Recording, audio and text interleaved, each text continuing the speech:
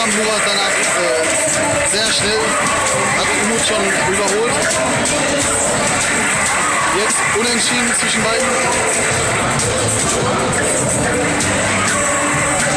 Murat wieder leicht vorne. Ich glaube, Umut wird verlieren. Schnellkraft siegt über mittelmäßige Kraft.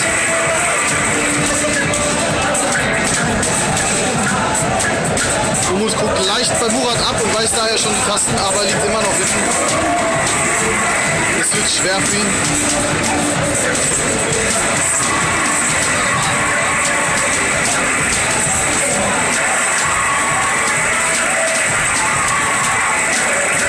Murat immer noch glasklar vorne. Das wird nichts mehr für Umut, egal wie er sich auch anstrengt. Murats Vorsprung ist zu weit, als dass Umut ihn noch wieder aufholen könnte.